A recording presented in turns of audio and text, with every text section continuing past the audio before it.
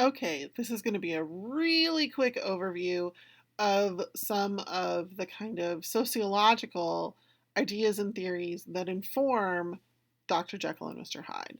So, the kind of base of most of these is the question nature or nurture, in other words.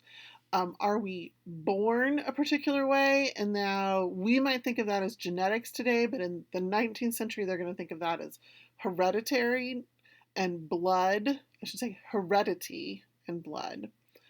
Or are we made that way by our environment?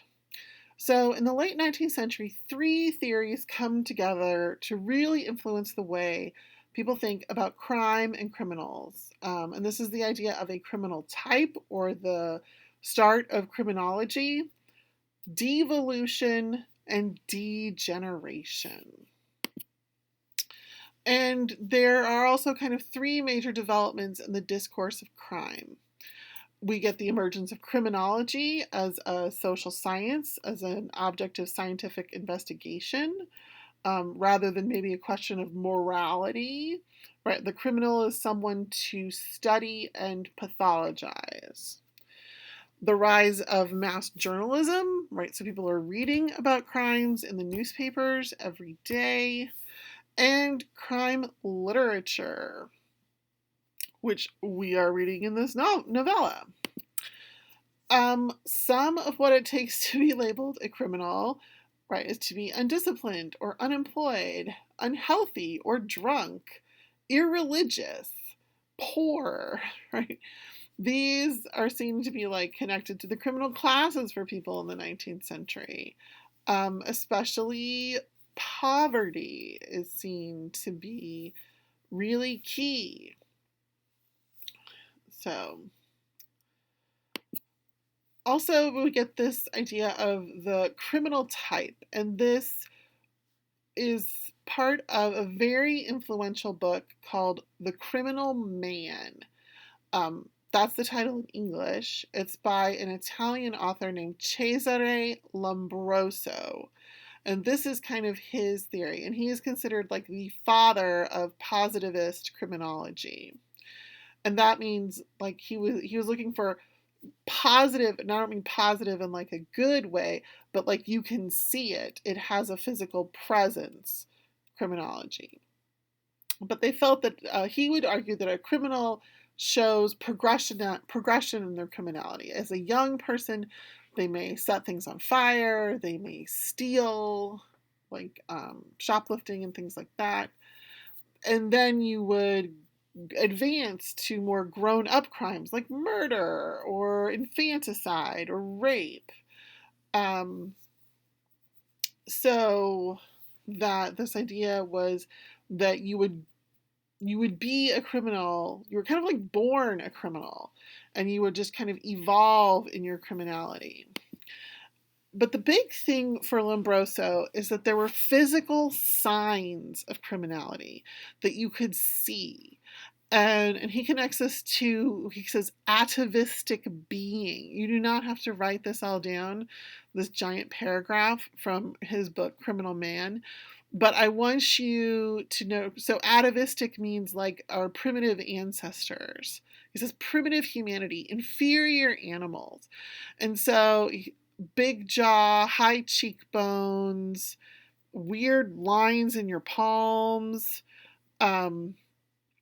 He was very focused on ear shape and ear lobe shape, and he felt that if you measured people's ears, that would tell you, sorry, if they were a criminal or not.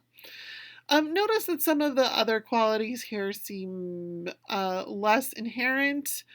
Acute sight, tattooing, love of orgies,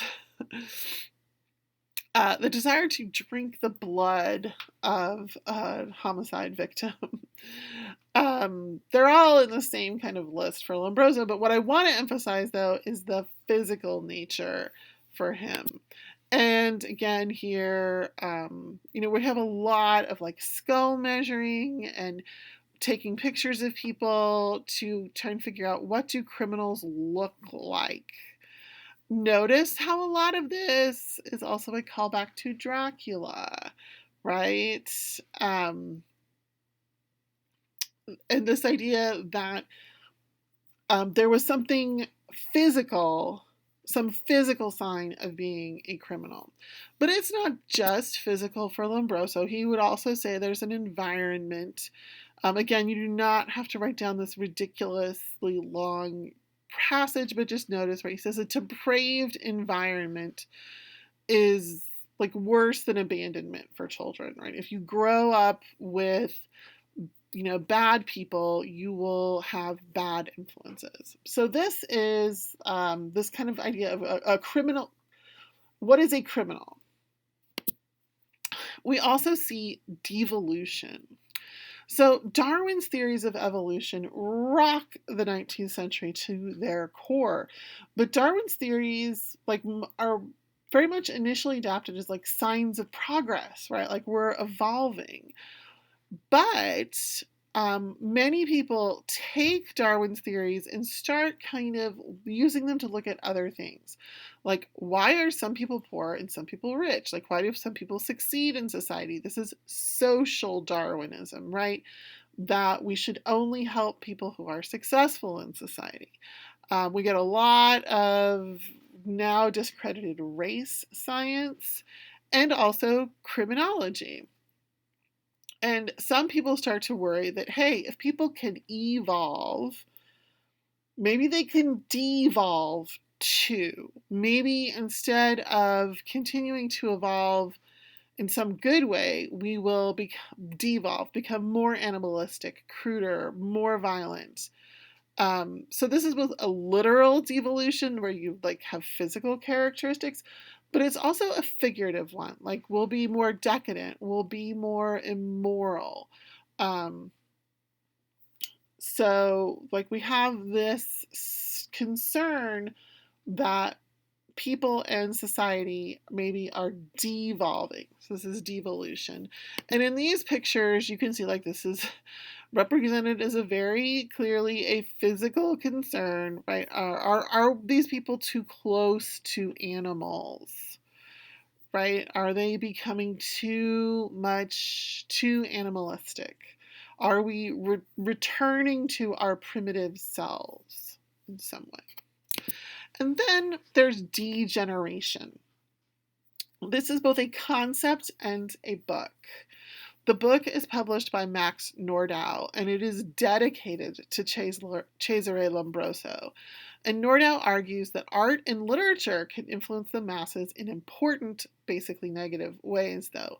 He suggests that artists can also be criminal types and can produce works that, because they are appealing to impressionable youth, contribute to the degeneration and devolution of society. These concerns about criminology, devolution, degeneration, right? We will see these concerns become picked up in the 20th century in terms of eugenics. The Nazis were really concerned with degenerate art and how art could influence people in a bad way, they thought. Um, so we will see these concerns be transmuted later in the century, but we'll also see them at this period in the 1880s and the 1890s. This is exactly going to be the concern about, this is post Jekyll and Hyde and post Dracula, someone like Oscar Wilde, who will be convicted of homosexual acts, but who's also an extremely popular playwright. And a concern about his art and how that influences people. So, but think about all of these things as you are thinking and reading about Jekyll and Hyde. How does the depiction of Hyde reflect some of these ideas about the criminal type, devolution, or degeneration? And we also might want to think back to Dracula, Van Helsing's discussions about like Dracula's brain, Mina's brain too, honestly. The way Dracula physically looked, some of those things are also clearly going on in Dracula. But just some things to think about for this week.